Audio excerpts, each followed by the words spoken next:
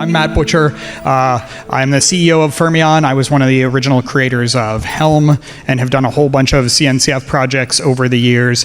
These days at Fermyon, we're working primarily on WebAssembly, which is the topic of this discussion. And we decided, since we're doing a camping-themed talk, that each of us would share a camping-themed story. So mine is, I went camping with my dad a while back, and my dad doesn't sleep terribly well.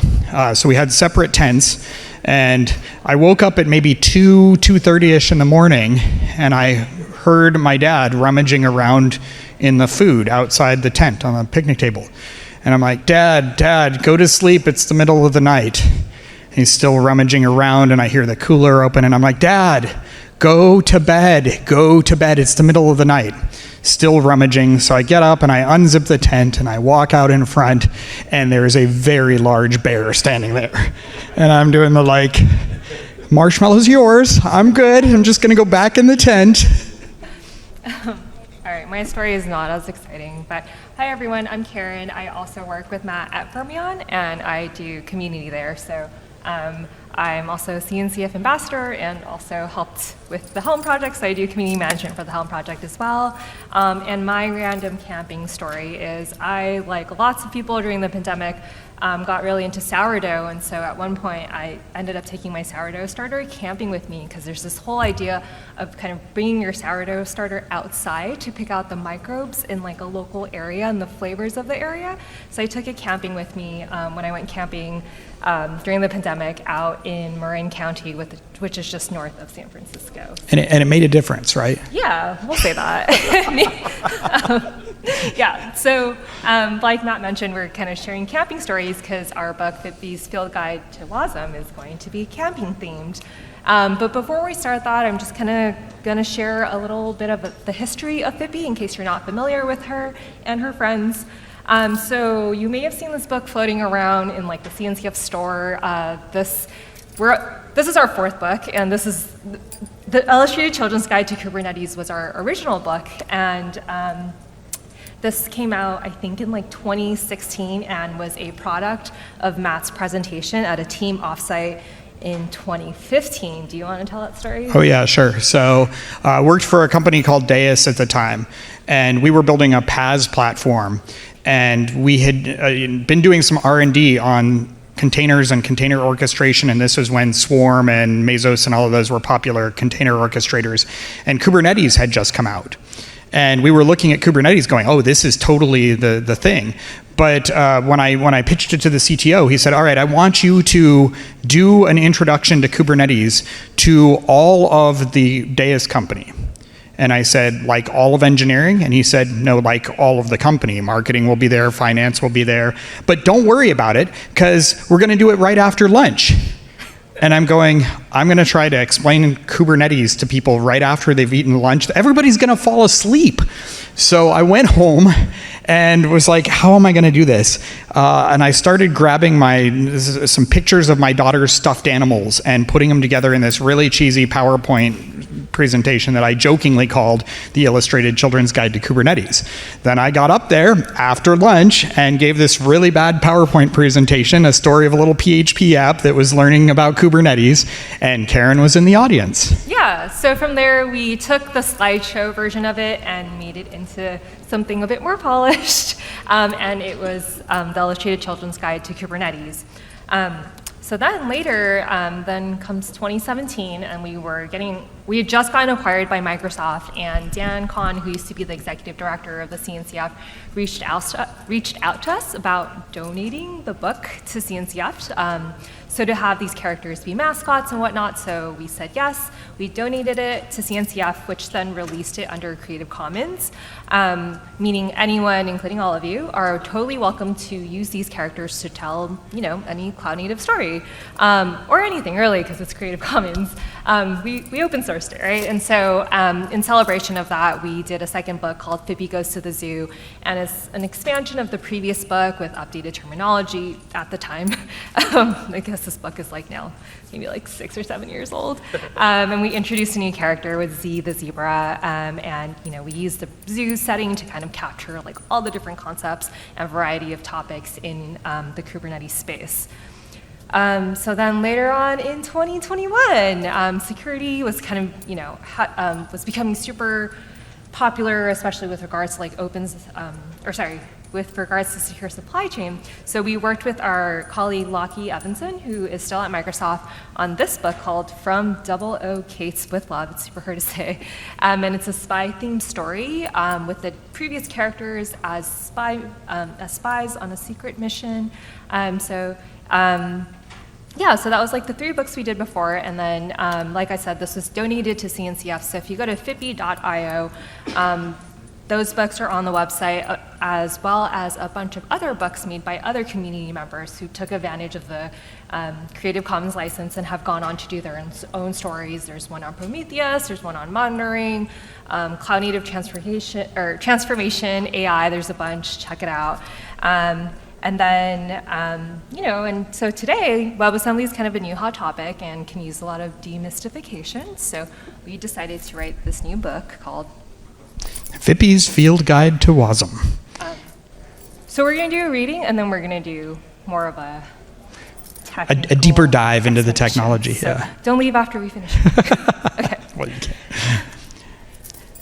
Hearing a knock, Zee swings open the door and shouts, "Aunt Phippy, Blossom the Wasm Possum is here!" With an excited grin, Blossom asks if everyone's ready for the big camping trip. As they get ready to load their camping gear, Blossom takes on the task of packing everything efficiently into the trailer. Zee tries to pack a lamp, but Blossom explains, "Let's not bring things that we can't use. The trailer should only contain things that we need." WebAssembly, or WASM for short, is a binary format for applications. Like how Blossom's trailer holds any kind of supplies, a WASM binary can contain any kind of program. Driving up the winding switchback mountain roads, Phippy notices something familiar. Look at all those cars. They're so different, but all the trailers are the same. Blossom nods and responds, "Indeed, the trailers are standardized. Any car can tow it." A trailer hitch can be attached to lots of different cars. Similarly, WebAssembly can run on many operating systems, including Windows, Linux, and Mac OS, as well as many different system architectures such as Intel or ARM. Noticing Phippy and Zee's rather bare hooves, Blossom hands each of them a pair of hiking shoes. She explains these will keep your feet dry, provide good traction, and give ankle support so you're set for any environment. Zee passionately shouts, "Red, my favorite color!" WebAssembly was originally designed for the browser. However, like a good set of hiking shoes, WebAssembly is versatile.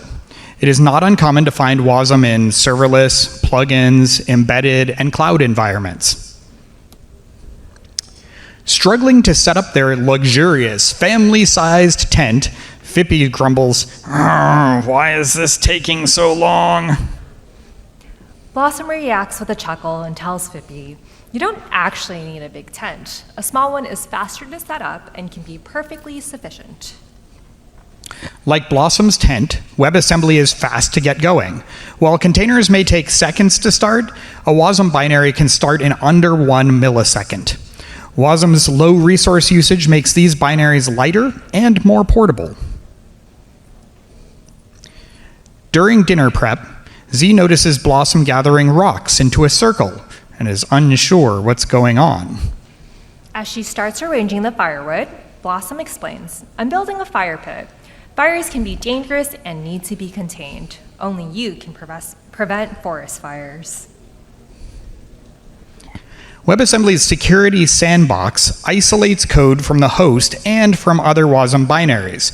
Like a fire pit, even if something bad happens inside, the danger doesn't escape.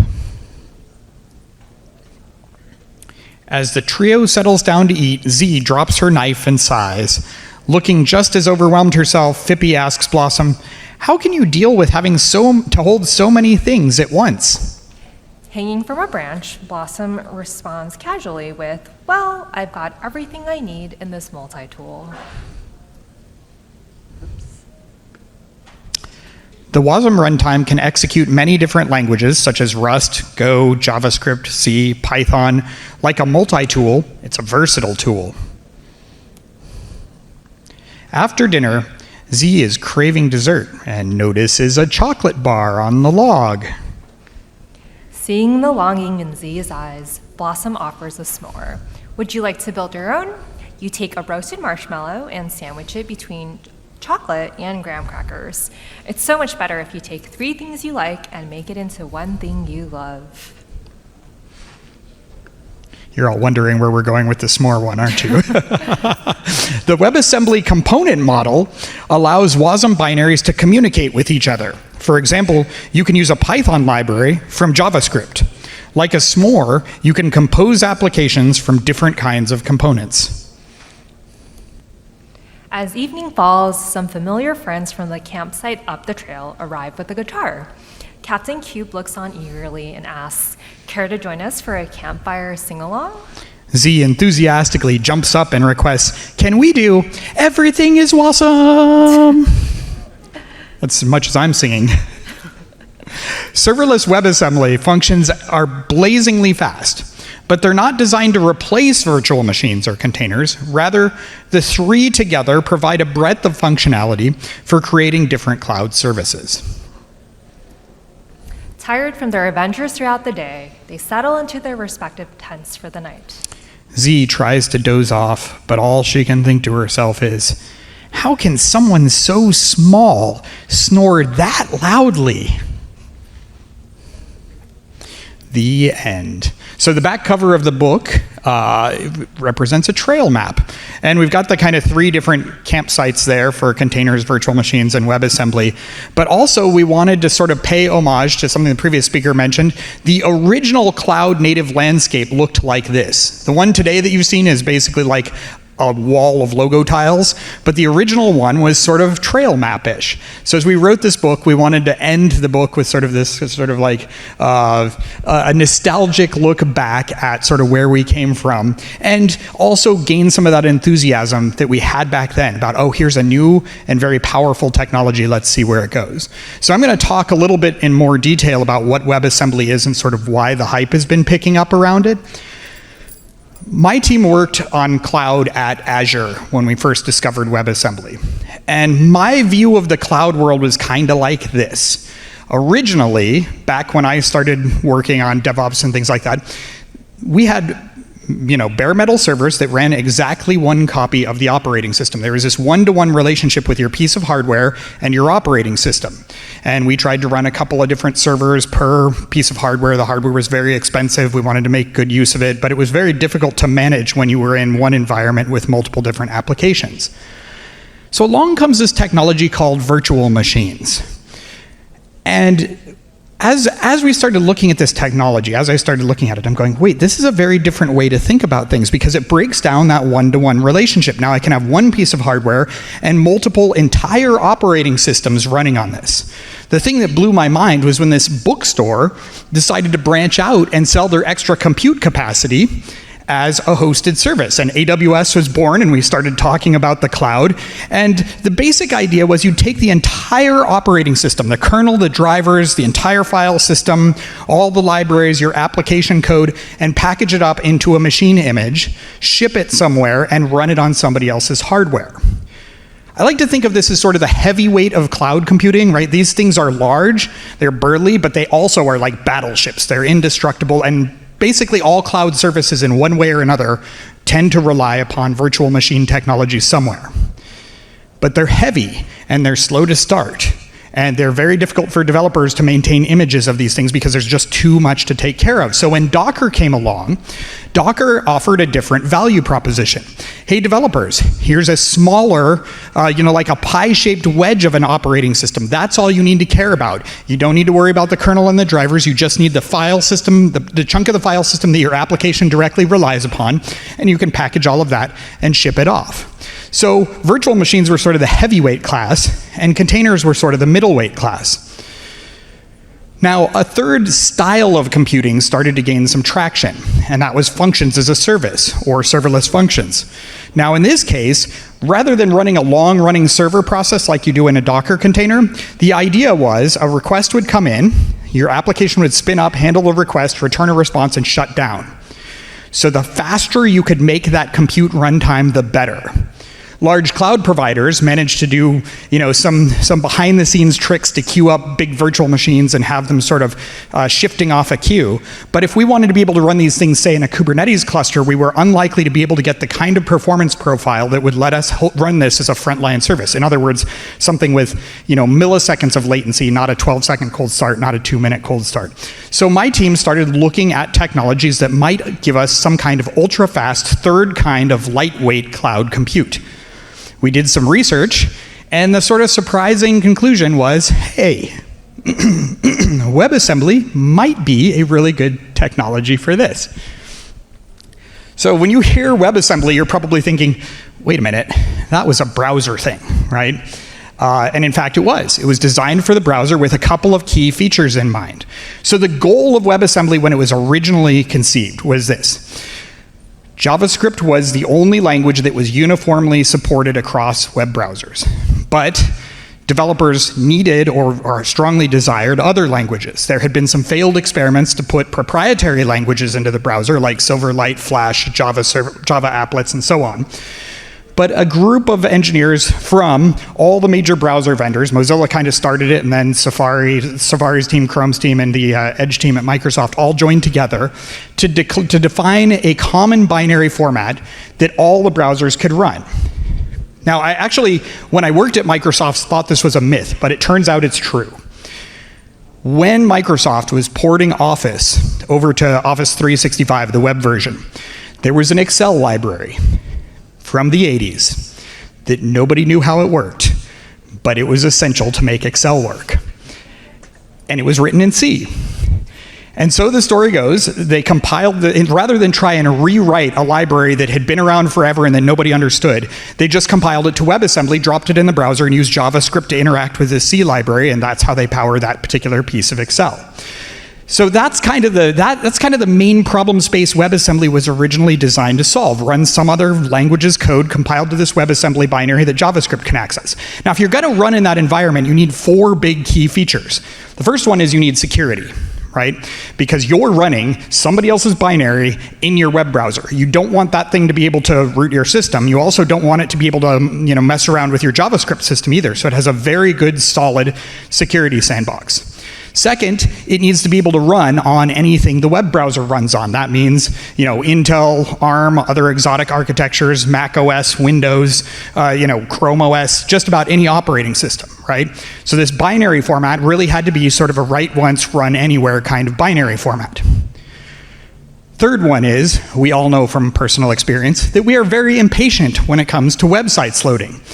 Some research suggests that our attention span wanes at around 100 milliseconds, which is a couple blinks of the eye. Other research suggests it might even be faster than that before we become aware. And the Google sort of page ranking system is sort of designed to penalize you once you start taking more than 100 milliseconds or so for time to first byte. All of these things were things that the WebAssembly designers had in mind when they built WebAssembly. So it was designed to start up fast, execute very, very fast, and to have small binary sizes so that the downloads would happen very quickly. And then the last one was the really tricky part of WebAssembly. Actually continues to be the really tricky part of WebAssembly. Because this is when you have to really lean into the open source mentality. It's a binary compile target, which means if it's going to be successful, you have to convince every major programming language community on the planet to support your bytecode format. So that ranges from, C, Rust, Go, low-level languages to, virtual machine-based languages like Java and .NET, all the way up to scripting languages like Python, Ruby, and JavaScript. So all of these things were design goals for the original WebAssembly. As we were looking at a technology for the cloud, we're looking at this list going, this matches our request list, right? We really wanted a good security sandbox. Every cloud service has to have it. We really needed cross-platform and cross-architecture because we were trying to get over one of the problems we had with Docker was that if you built your Docker image on an ARM platform, you couldn't run it on an Intel and vice versa. Built it on Windows, couldn't run it on Linux, that kind of thing. And so we wanted an alternative that didn't have that as a limitation. Fast startup and execution were the main problem we were trying to solve for, but we all knew at that time that all the major languages had to move before this was successful. Fortunately, almost all of them have moved. I think Java and Objective-C are kind of the slow movers on this one. Everything else is kind of in progress or is done. So from there, we took WebAssembly and said we really want to build a serverless style engine that'll be super easy to use. Our original design goal, our original kind of user statement was, as a user, I can go from blinking cursor to deployed application in 2 minutes or less. So I should be able to do my hello world from when I download Spin in 2 minutes or less. We created this application called Spin. 2.4 is out today. 2.5 comes out tomorrow. Couldn't edit the slide yet because it's tomorrow when it comes out. But Spin is an open source developer tool for building serverless applications.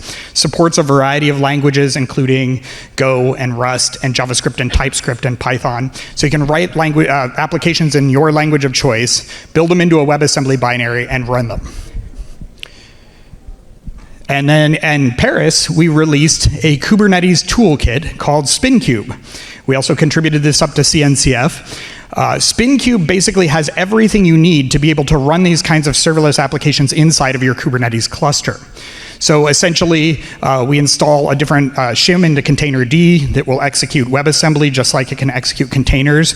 So in your pod definition, you annotate it correctly and point it to a WebAssembly binary, and it'll fetch the WebAssembly binary and execute it on a WebAssembly runtime side by side with your regular container runtime.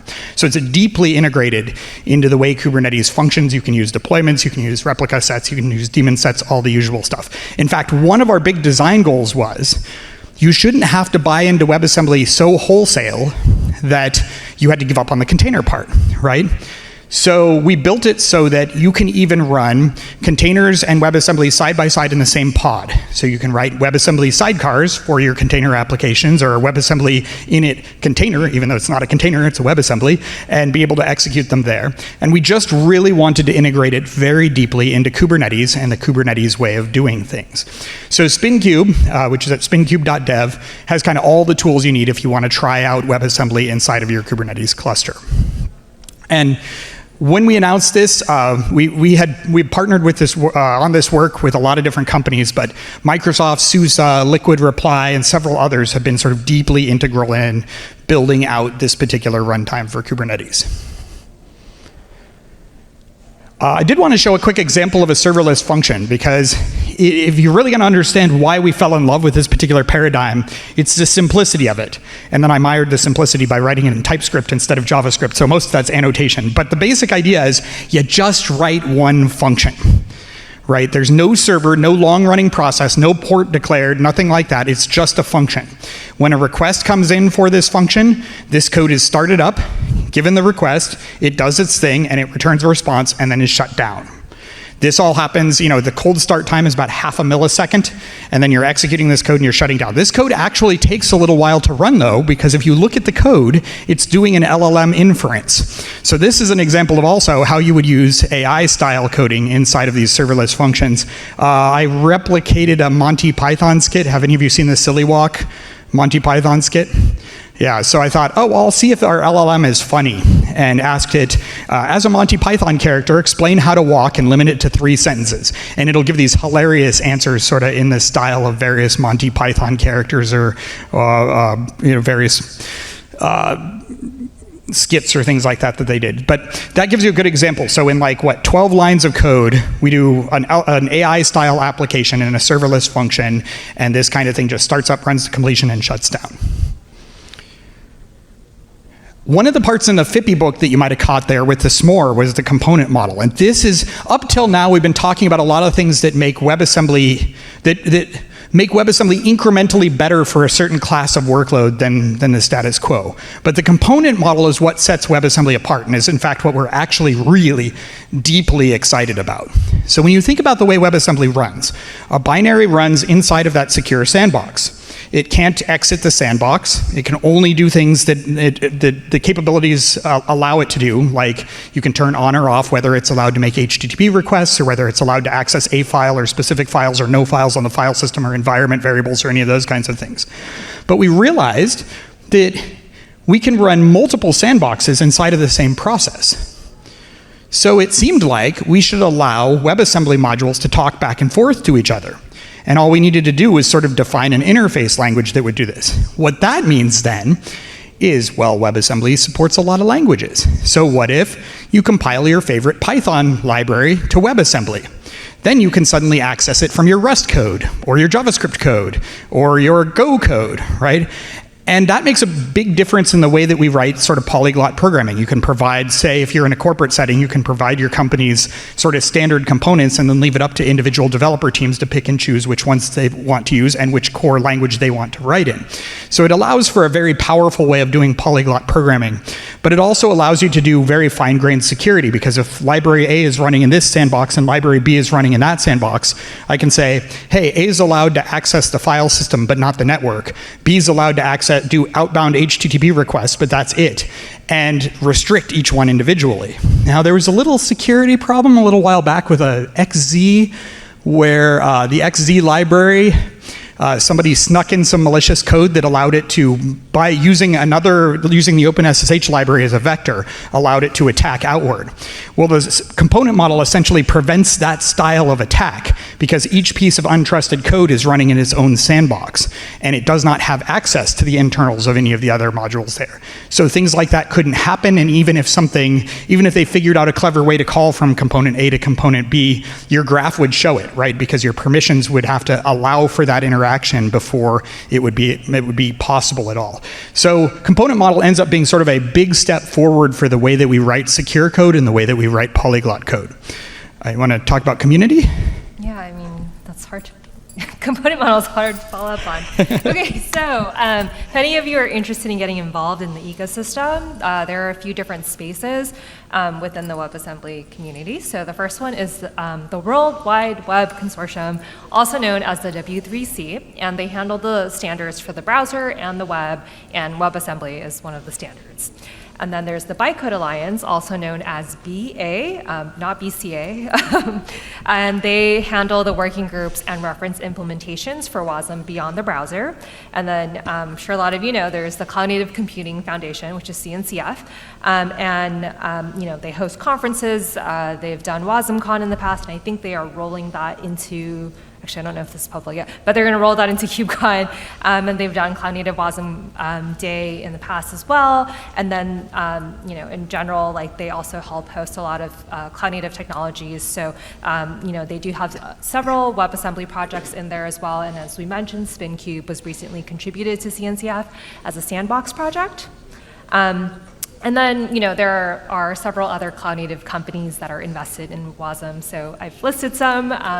You can, check out kind of the stuff that they're working on. I believe F5 is here, and I think there might be some CIVO people here as well. But yeah, there are, lots of companies turning into this technology. Yeah, I think, so you can run spin apps in Microsoft and AKS, on SUSE's Rancher desktop, in Nginx Unit, in Docker desktop, and in CIVO's Kubernetes as well. So you're already actually seeing this technology getting rolled into production in a variety of places.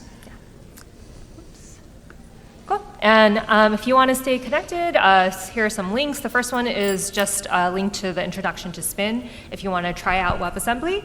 And then from there, you'll find the quick start guide and whatnot. And then you can come hang out with us on Discord. Us and a lot of our engineers are on there. If you have questions, you're trying anything out, feedback, just want to talk about WebAssembly, that's where you can find us. And yeah, that's the end of our talk. Did you have more to add? I was just going to say there are probably still a couple books back there, so if you feel like grabbing one on your way out to the snack break, feel free to do so. They're heavy and I don't want to carry them home.